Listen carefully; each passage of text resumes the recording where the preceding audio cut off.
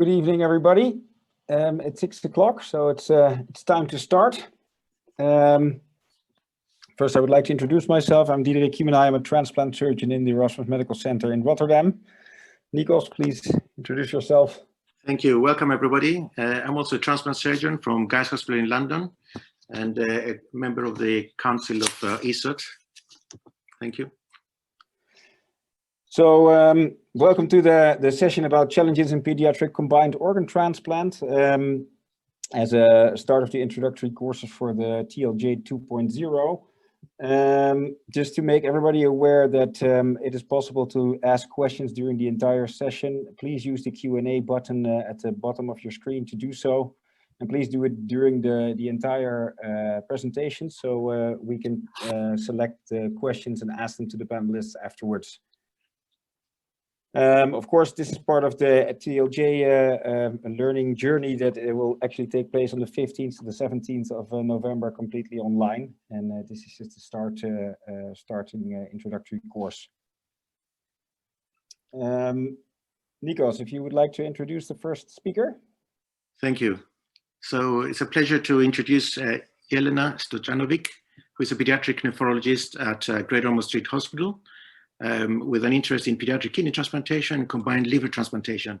Over the last few years, Jelena has been leading in the development of a liver-renal transplant collaborative in London, especially to discuss difficult cases for combined transplantation. She's also an EKITA board member, and it's a pleasure to have her present why is the pediatric transplant recipient in the 21st century a challenge. Thank you.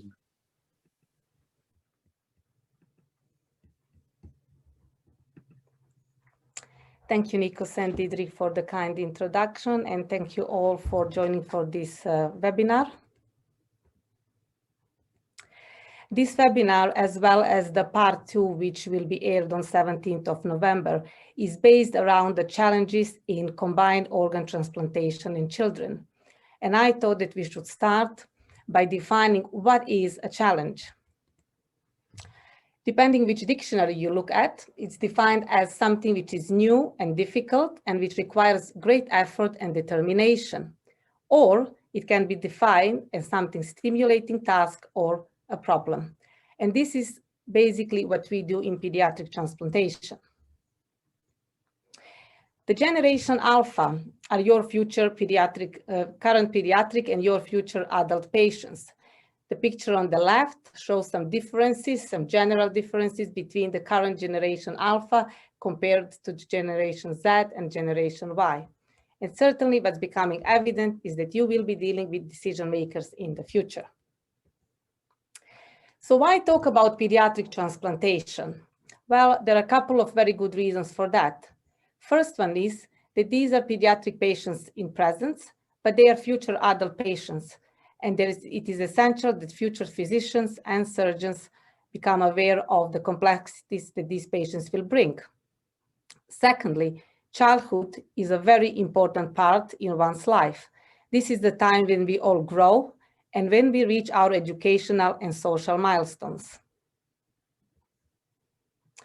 So who are the generation alpha? If you go outside your home, they might look like the children on the picture in the right upper corner. But if you would like to find a future transplant recipient, you have to visit neonatal unit. In the last couple of decades, advances in the neonatal medicine has made it possible for a lot of children to survive outside the neonatal and infant period. Lung hypoplasia, often associated with severe congenital anomalies of kidneys and urinary tract, is not a problem anymore.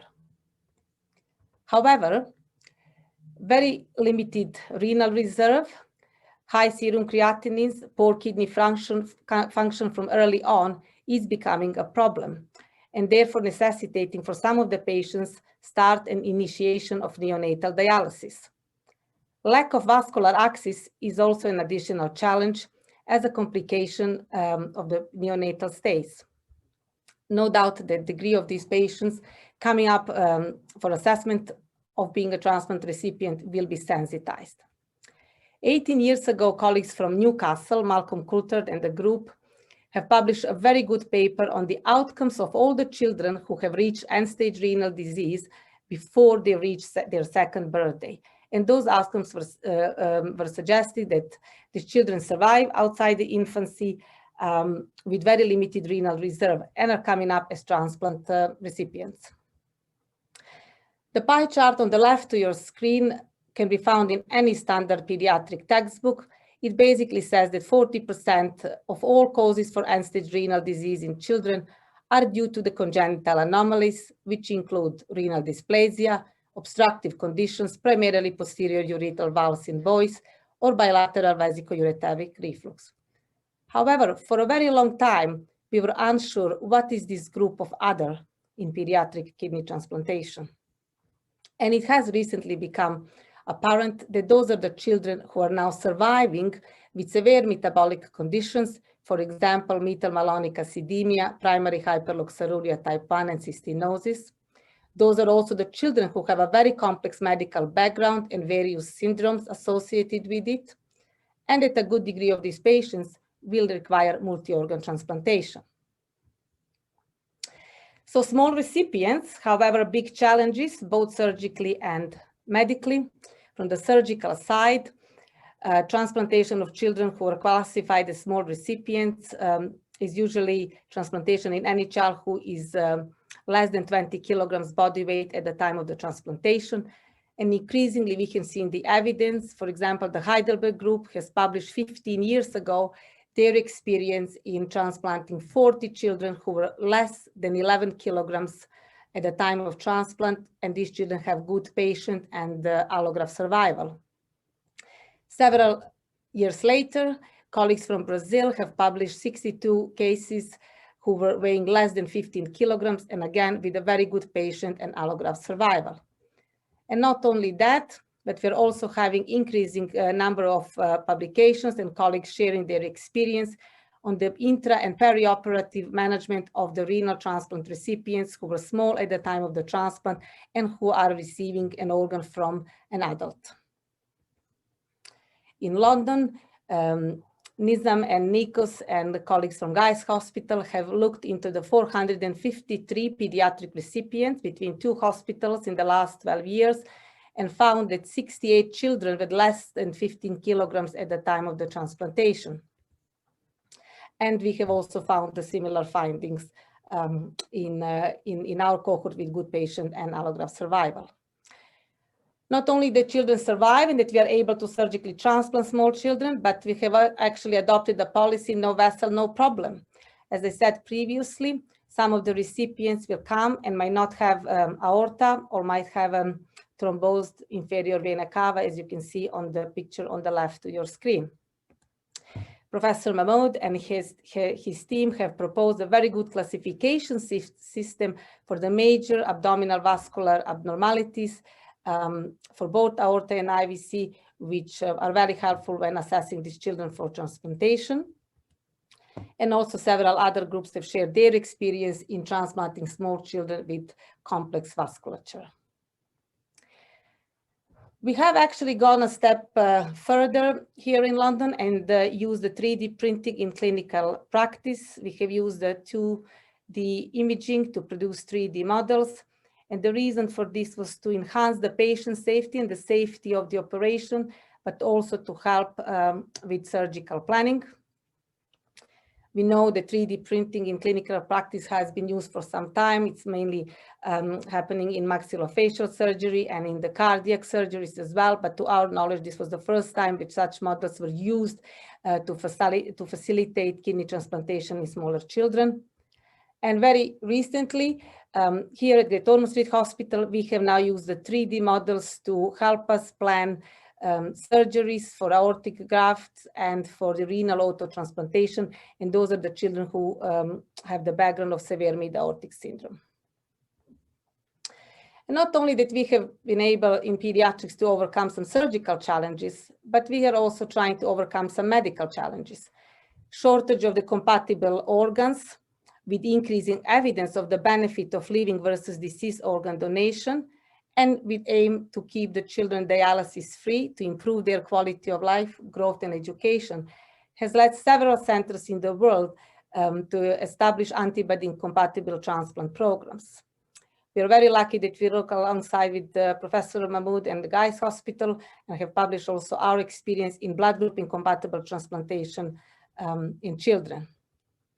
There are also several case reports in children who also had HLA incompatible transplantation.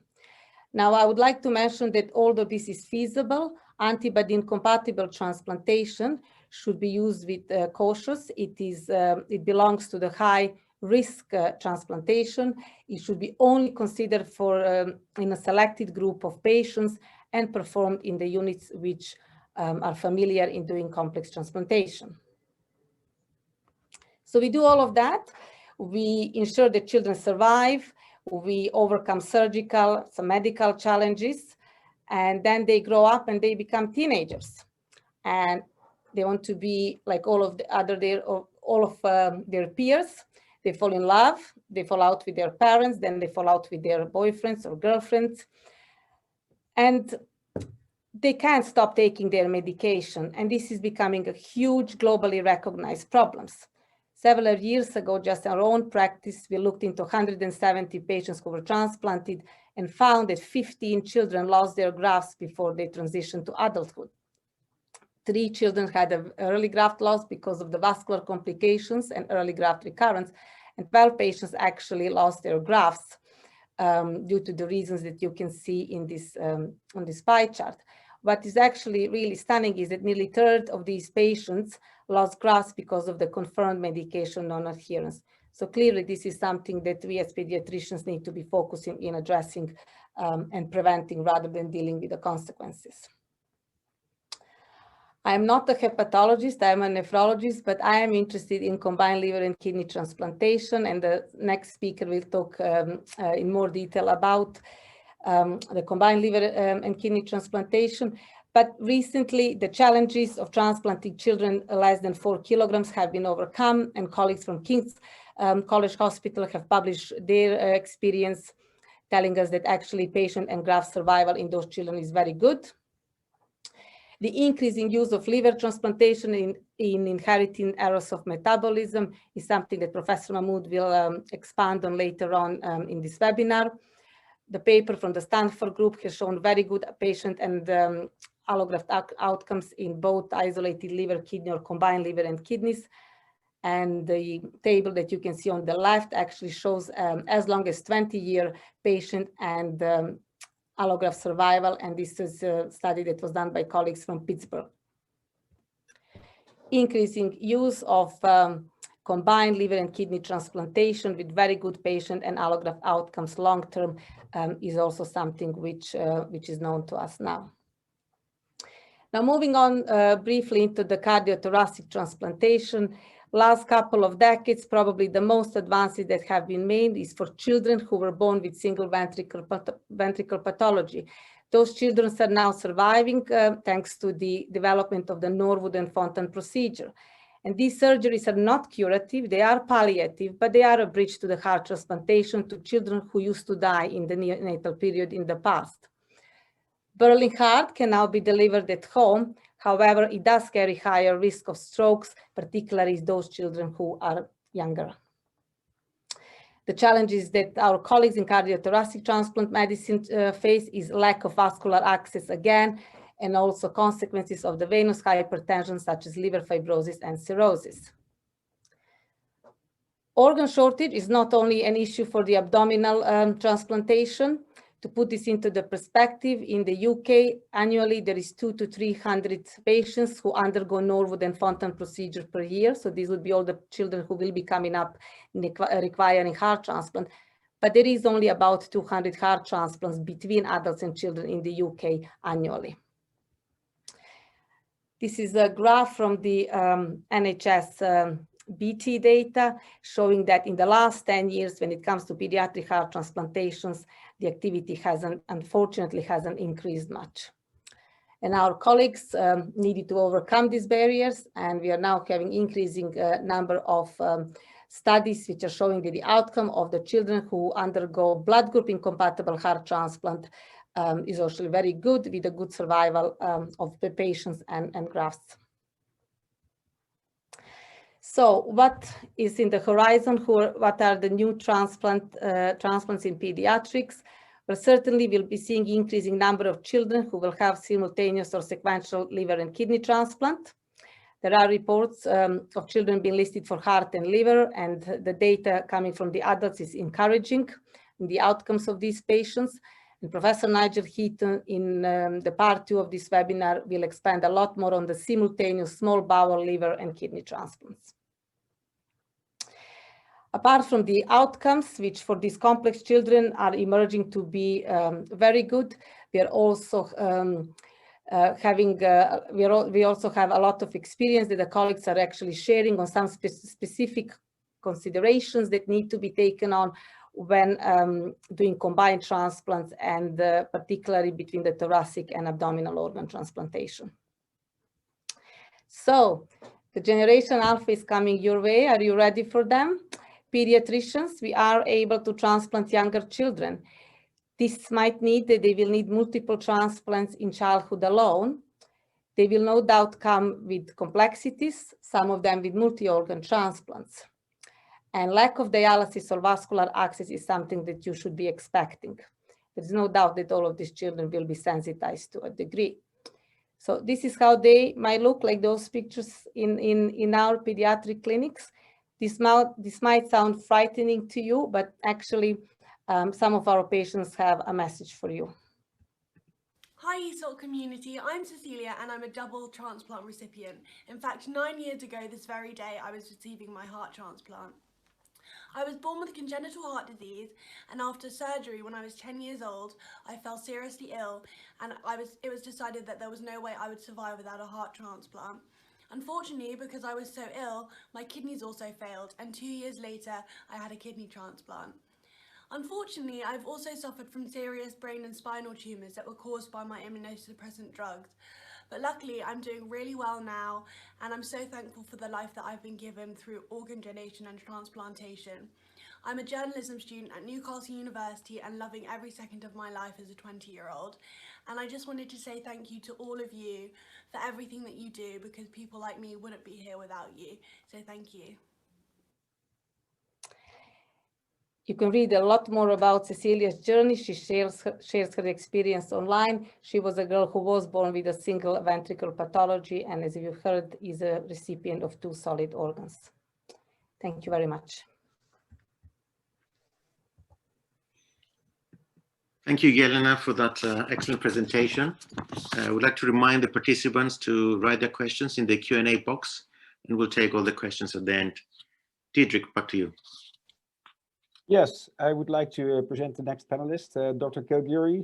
She's a pediatric hepatologist at Birmingham Women's and Children's Hospital, and had the privilege of working in 3 very high volume liver transplant units in the world. Also the Global Health City in India and King's College Hospital, and she had to manage diverse complex hepatobiliary conditions in transplant patients. She managed over more than 150 liver transplants, including auxiliary liver transplants, combined liver and kidney transplants, and multivisceral small bowel transplants in the MET setting. I would like to give the word to you to present your presentation.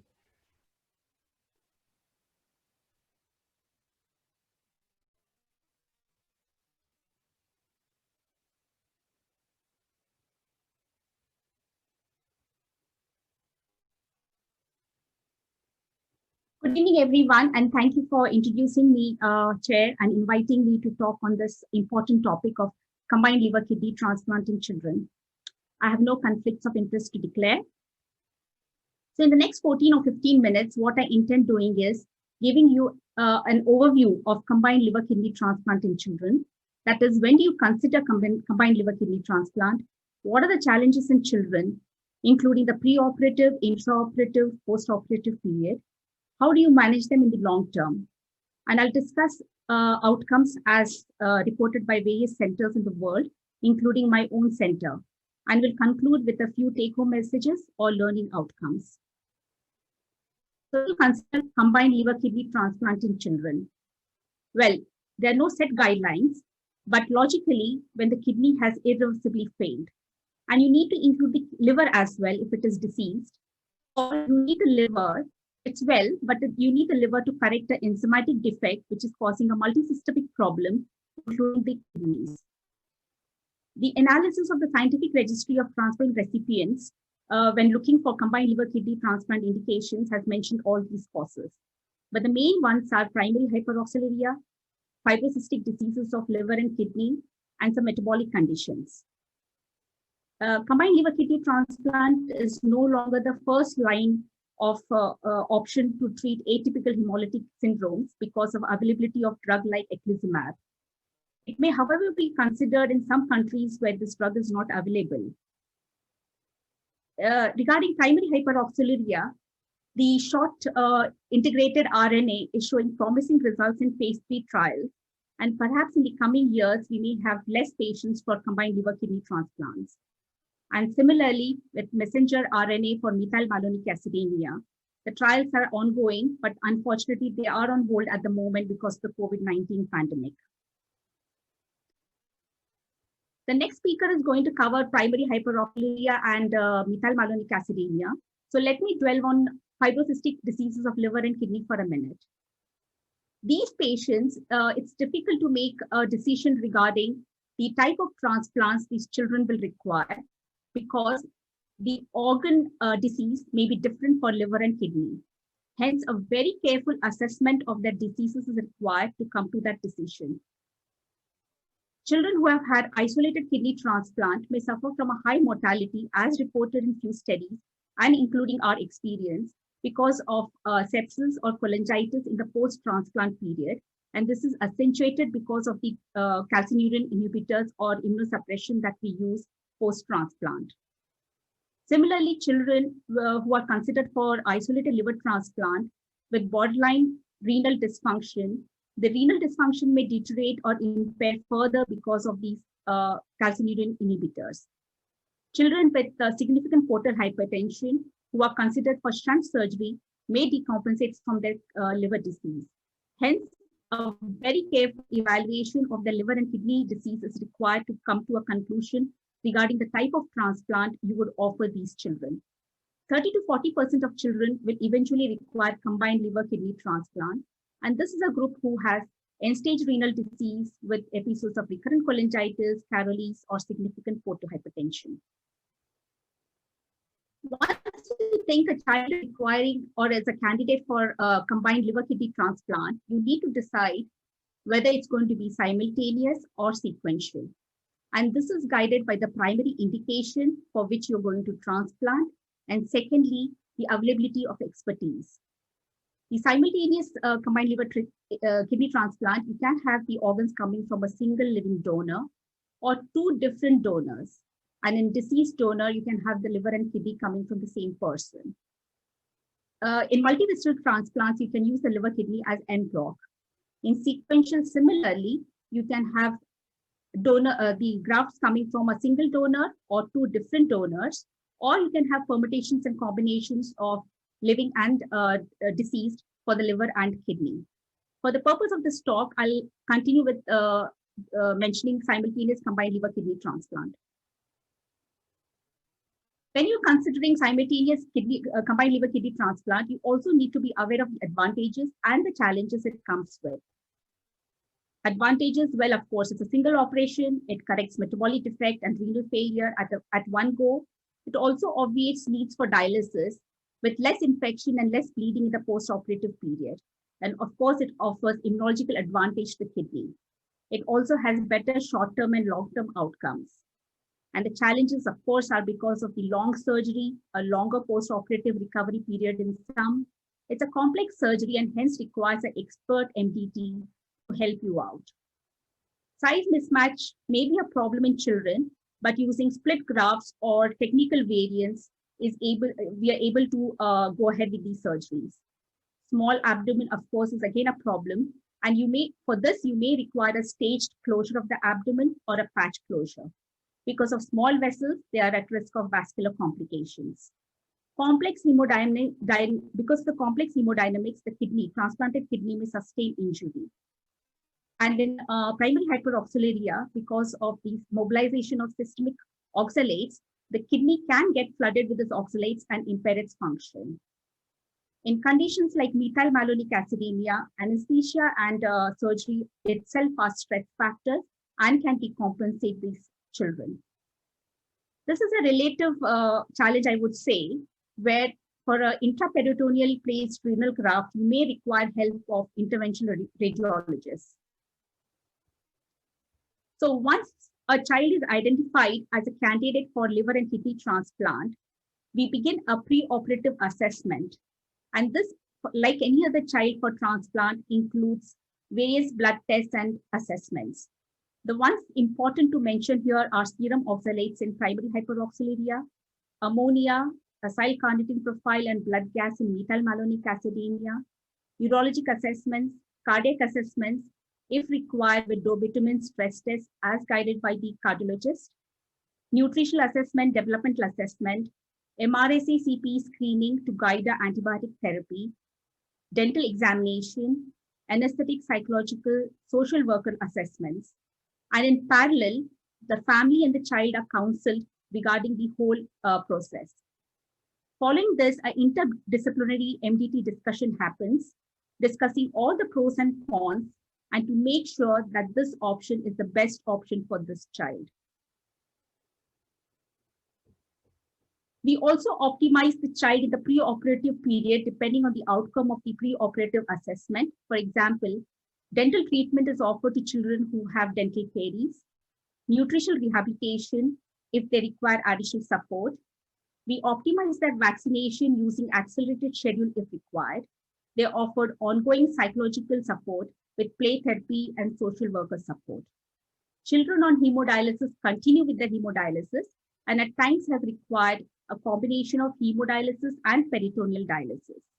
We also drop individualized protocol for children with methylmalonic acidemias, wherein it's important to mention that they require high glucose infusions and starting off ammonia scavengers and carnitine infusions when they're called in for surgery. Similarly, the intraoperative period also has some challenges. The anesthetic considerations include longer surgery and complex changing hemodynamics. Once the liver has been perfused, because the reperfusion syndrome, the hemodynamics have to be taken care of before the kidney is implanted. Acidosis takes longer to clear and may result in a longer PIC stay. Some centers do opt for CRT in the intra period, but because of logistic reasons, we don't do that in our center. In children with methylmalonic acidemia, we continue with carnitine, ammonia scavengers, and continue to monitor the ammonia blood gases during the whole of intraoperative period. Drugs like propofol and succinylcholine are avoided too. In very selective patients with concerns regarding cardiac function, transesophageal echo has been used. The liver is usually implanted first, followed by kidney transplant. And if we have a size mismatch, technical variants of liver are used. Occasionally, the biliary reconstruction may be delayed until the kidney graft is in place to reduce the cold ischemic time. The renal graft is either placed intraperitoneally or extraperitoneally, depending on the site, depending on space. An abdominal closure, as I mentioned, may be a patch closure or a stage closure if space is constrained. The first dose of basiliximab is given in theater. And following this, the child is then transferred to the intensive care and is nursed there till he recovers.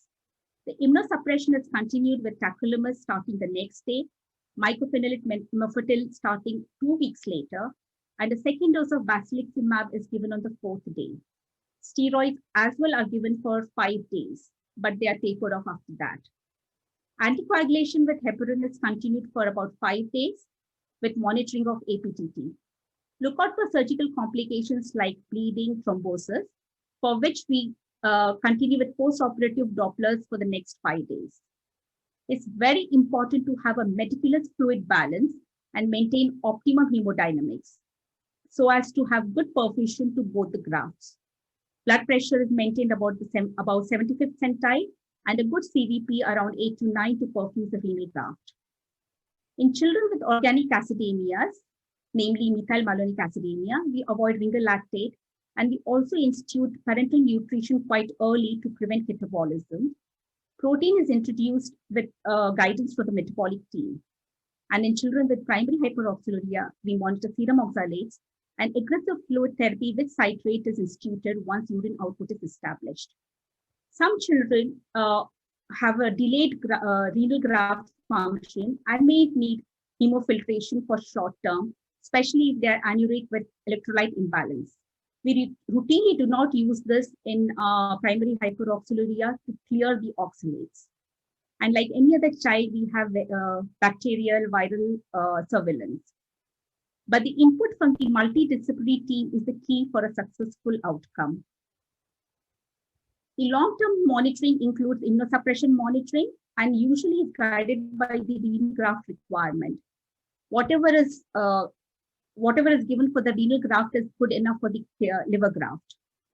And continue monitoring liver and renal graft function with the blood tests and biochemistry. We continue monitoring them for long-term complications like malignancies, PTLD, etc. We institute vaccinations or restart the vaccinations with killed vaccines 6 months after the combined liver kidney transplant, once they are on minimum immunosuppression.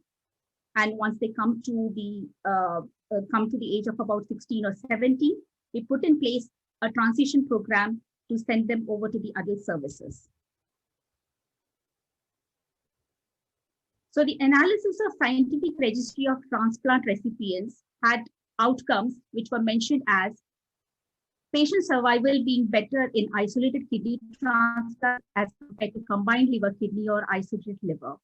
They also reported better outcomes in non-primary hyperoxaluria patients as compared to the primary hyperoxaluria patients, and their outcomes were better in surgeries done after 2002. In our own center, we've done about 52 combined liver kidney transplant surgeries. Majority of them are for fibrocystic diseases of liver and kidney, and about 13 have been done for primary hyperoxaluria. In our cohort of patients with fibrocystic liver and kidney disease, the renal phenotype is more predominant in younger age group, while children progressing to about first decade of life usually have significant portal hypertension. And 50% of our children have required some sort of transplant, and 45% have required combined liver kidney transplant. The 15-year actual patient survival in combined liver kidney transplant is about 80%, but this is since the inception of the program. The results are much better now. In primary hyperoxaluria patients who have required CRT in their immediate post-transplant period, in fact, the GFR at 2 years is similar in both the non-CRT group and the CRT group.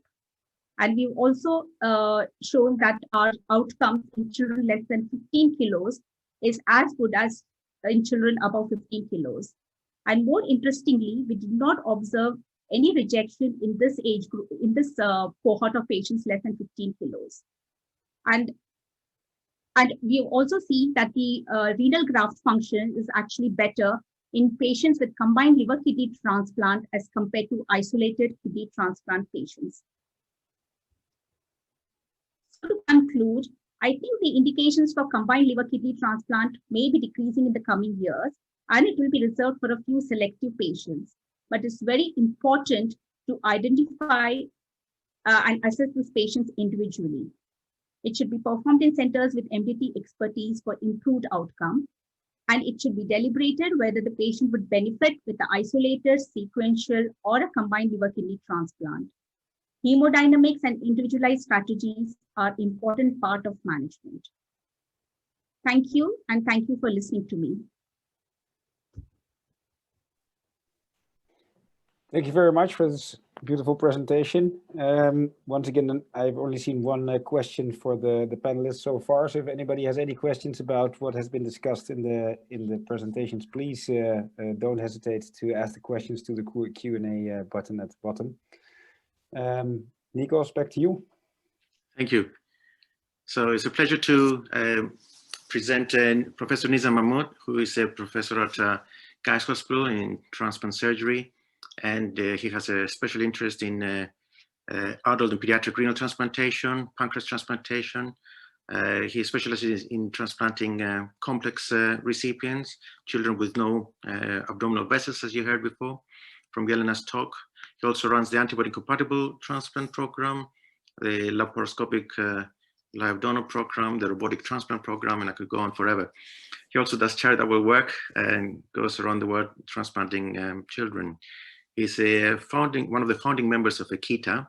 And just to add, he also did CSIS transplant that you've seen before that Yelena presented. So it's a pleasure to have you presenting at our meeting today. And the talk is on transplantation of children with metabolic conditions. Thank you, Nisa. Thanks, Nikos, for a very nice introduction.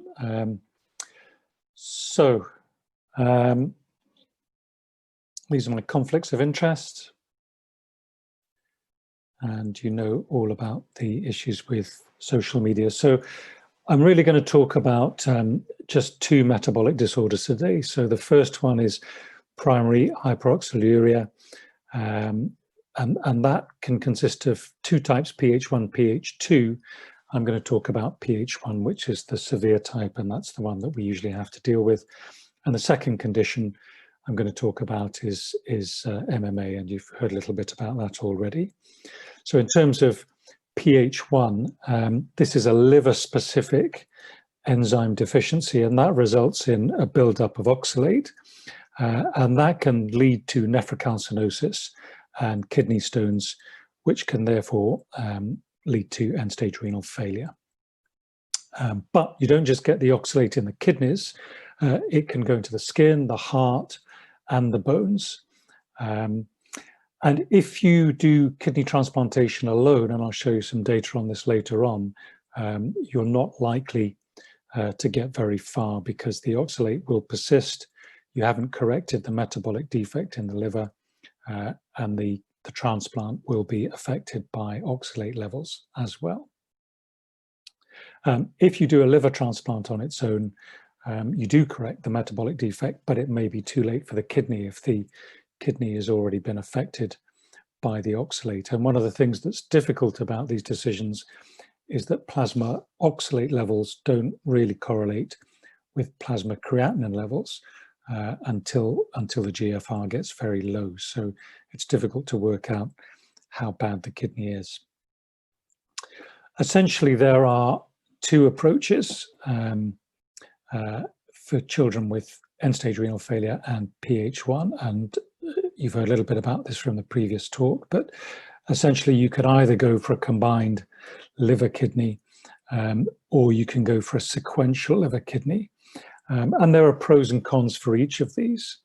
So combined liver kidney, arguably not suitable for a living donor. So it has been reported from the States taking a piece of liver and a kidney at the same time from the living donor and then putting into the child. But most people probably would think that would be a step too far. So generally speaking, if you're aiming for a living donor, you're looking at sequential. When you do the liver kidney, there is a view that if the liver is from the same donor as the kidney, then the liver will protect the kidney from rejection. And I think that's partially true. It's perhaps not as universally true as we tend to think. If you do a sequential liver kidney, that can be particularly difficult in young children. So the picture here is of young Lucy at the age of 1, and that's her dad, who was over 6 foot tall. And in the bottom picture, that's his kidney going into her tummy.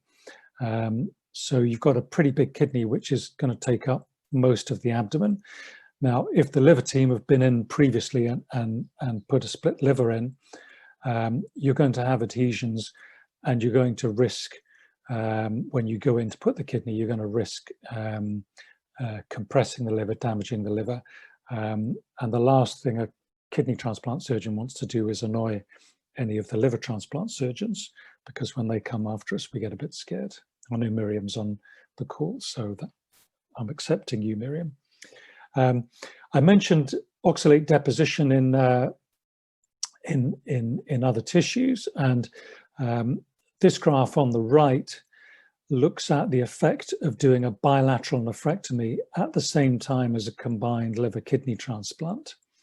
And the argument is that the the native kidneys form oxalate stores, and therefore they continue to secrete oxalate even though you've corrected the metabolic defect in the liver and you've replaced the kidney, and therefore you end up with damage to the transplant kidney. And if you look at the graph on the left, you can see that it takes some time, over a year, perhaps even 3 years in some cases, after a combined liver-kidney, for the oxalate levels really to come down. And we think that's because the oxalate is coming out of where it's been stored, perhaps in the bones, perhaps in the kidney.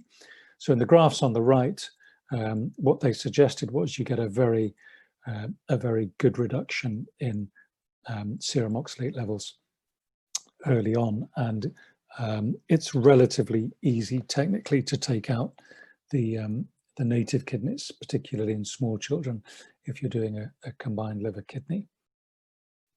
These are the outcomes in London. So we've done 6 patients, and as you can see, 2 of them we did living donor liver followed by living donor kidney.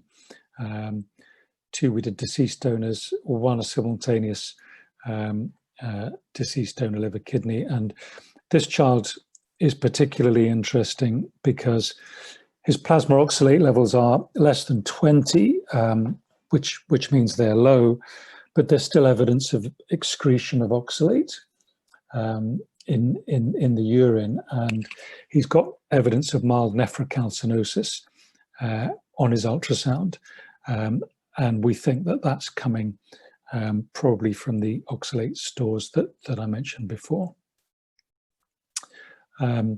And this is some registry data comparing combined liver kidney and sequential liver kidney, showing no difference in survival, although there were only 20 patients in the sequential group. So should we do combined? Should we do sequential? I think it depends. Do you have a living donor? How severe is the disease? What size is the child? And so on. So that's PH1, and I'm going to move on to talk about MMA. Now, MMA is a pretty rare condition, so we're not going to come across that many children, and it's caused by a deficiency of this mutase enzyme, which interestingly occurs not just in the liver, also in the kidney and some other tissues. So unlike PH1, replacing the liver may not completely cure it. And there are 2 types, one with a complete, one with a partial. So it's the mut-O or the mut-0 type that is the more severe type. And these children tend to present very early on, neonatally or shortly afterwards. They have episodes of metabolic decompensation, high ammonia, acidosis. They don't develop well. They often have neurological damage, which is permanent, at a high morbidity and mortality. And despite neonatal screening and despite very intensive metabolic management with low protein diets, high energy diets, and quite complex metabolic management of their dietary intake, despite that, they will often have recurrent episodes of metabolic decompensation requiring admission to hospital. They can get pancreatitis, they can get organ damage, and the heart is particularly important. And often by adolescence, they're in end-stage renal failure. And one thing that's important to note is that they tend to have low muscle mass. And you'll see later on how small the 7-year-old child that I'm going to talk about was. And therefore, the creatinine may be falsely low, so it may be difficult to determine the degree of renal failure. So there are 3 options. You could do an isolated kidney, you could do an isolated liver, or you could do a combined liver kidney. And I think it's fair to say that it's controversial, or at least debatable, as to which of these options we should use, although I think we're probably all coming down towards saying that kidney alone is probably not the thing to do. This is the Stanford experience, published 5 years ago, and this was 14 patients. They've done more patients since then. And this was 8 combined liver kidney and 6 liver alone. And you can see from the third column in, most of them presented very early on. And those who had liver transplant alone tended to be very young. So they were able to transplant these patients before there was significant renal damage and treat them with a liver alone rather than a liver kidney. And their outcomes, as you heard earlier on, are really very good indeed. And that is quite important, because we do know that there are anecdotal descriptions of people having very poor outcomes after transplanting for MMA, with significant mortality, and therefore stopping their programs or not starting. If you look at the serum MMA level, so the green line is the combined liver kidney, and the baseline level is obviously higher. These are the more severe patients. The pink line is the liver transplant alone, and you can see these levels fall quite quickly, but they don't completely normalize, and they persist for some time. And I think that's quite important. And if you look at kidney transplantation alone for these patients, if you look at the blue and the red bars, so this is urinary MMA before and after kidney transplantation, you can see that you get perhaps a 50% reduction in MMA after kidney transplantation alone, but it doesn't abolish it, and it's likely, therefore, that MMA is going to persist and cause trouble. And this is a recent paper combining outcomes in a number of French patients, 23 patients, and you can see 2 liver alone, 10 combined, 11 kidney alone. And their conclusion was that kidney transplantation alone is rarely indicated for MMA. And if you look at the graphs on the right, the top graph is of plasma MMA levels before and after kidney alone. And you can see the white bars baseline, they fall quite significantly with the black bars, but they're not abolished. And if you look at the gray bars next to that, you can see 5 years later, they're increasing again. If you look at the combined liver kidney graph below, you can see really quite good metabolic outcomes. So in London, we've done 4 patients, 2 kidney alone, 2 liver alone, and obviously the liver alone are younger because we're getting them early in the disease, and we've got a number of patients in workup. So I'm just going to finish very briefly by talking about 7-year-old girl that I mentioned, who's the first of those patients, weighing just 16 kilos, excuse me. So you can see how little mass she had. And this was her history: end-stage renal failure, multiple decompensations, coming into ICU regularly. What we did was we had a big team together, PICU, the metabolic team, the anesthetics, and we generated a very specific, detailed protocol in advance. And I think that's really critical for managing these patients. We were very worried that this child, because she was so unstable, might not make it through the operation. Her mother was donating to her, so we needed to prepare her mother for the fact that she might wake up from her operation to the news that her child had died. So that was a consideration, and we needed to be prepared to dialyze or filter in theatre. And this was the protocol that we used. So we were measuring hourly bloods in surgery. We were doing all of these bloods in recovery and in intensive care. And it's all very well doing these bloods, but you need someone who can interpret them and act upon them. So we had a metabolic consultant who was looking at all of these and giving advice about what to do. So I think it's really important that you have someone who's pretty much in the hospital for the first 24, 48 hours.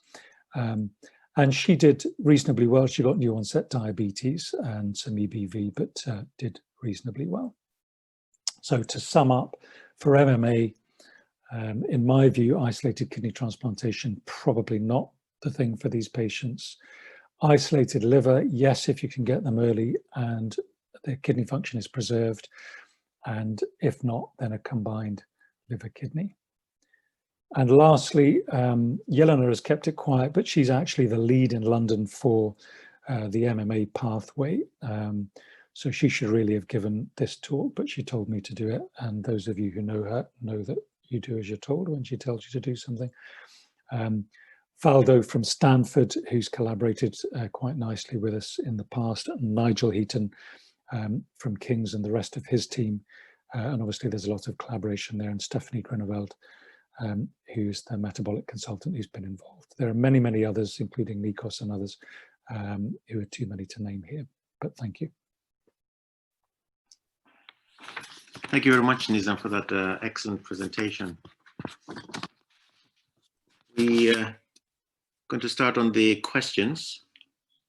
I'll read the first one and then get to the second and so on. So the first one is for Chaya. It's about polycystic kidney disease and combined liver kidney transplantation. You mentioned significant portal hypertension. What did you mean by significant? And that question is from Isabel Costa. Yes, so significant. When I say significant portal hypertension, what I mean is when we have grade 3 esophageal varices or grade 2 esophageal varices which require banding. Secondly, they have significant splenomegaly, again, a very big spleen.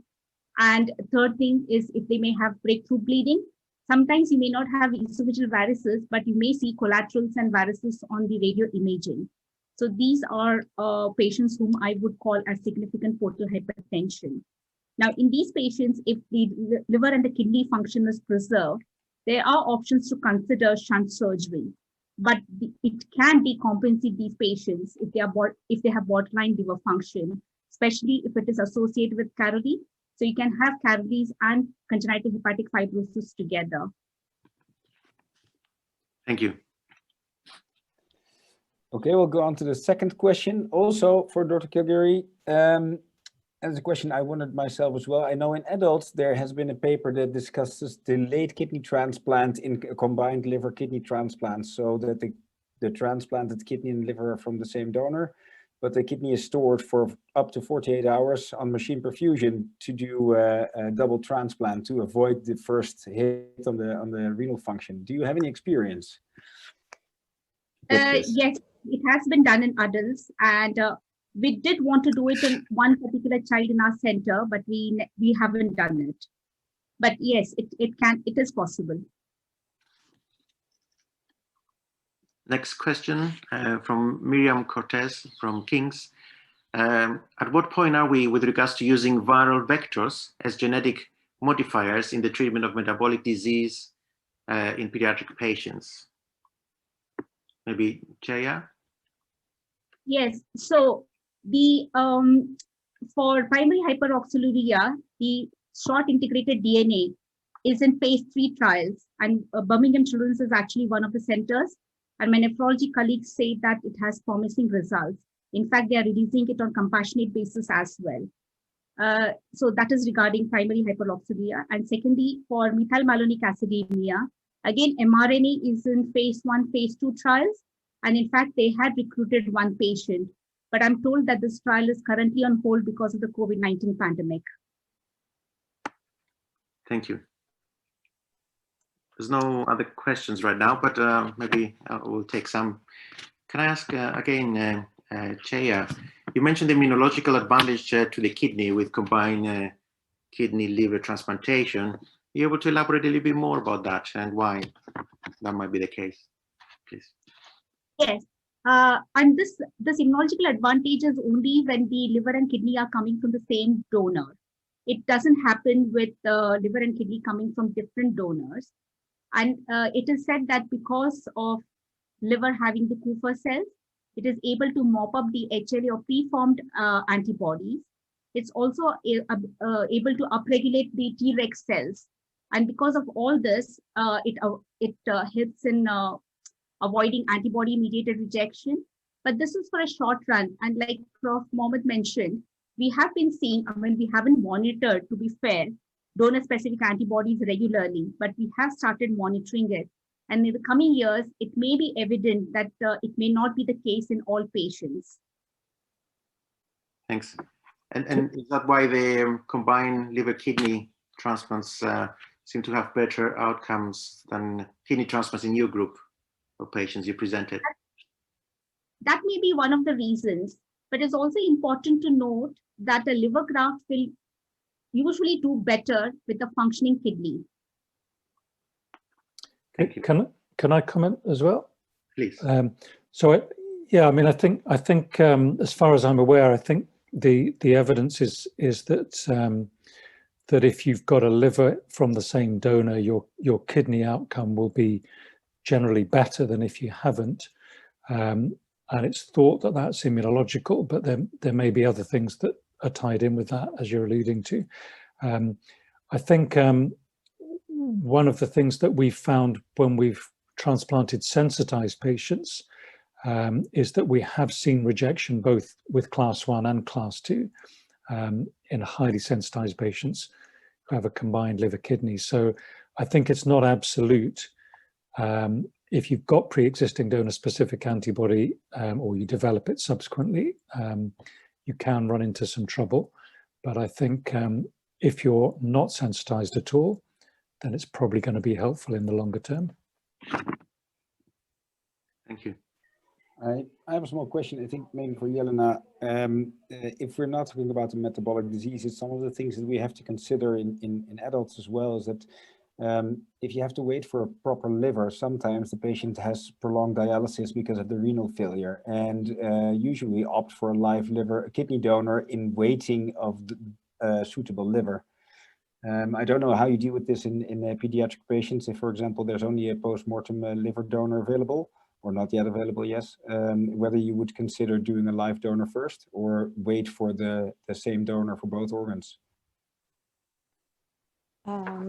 Thanks, Dietrich. So if I understood this correctly, are we talking about the primary hyperoxaluria or no, MMA? preferably not, because it's clear that if you transplant the kidney first, this would probably be detrimental to renal function. So we're talking more about the MMA and other. Yes, so I think the approach that we have here is that, and certainly how the allocation scheme works in the UK is that for the children with MMA, if they are in need for the liver and kidney, and in the absence of living donors, they would be listed for the liver, combined liver and kidney.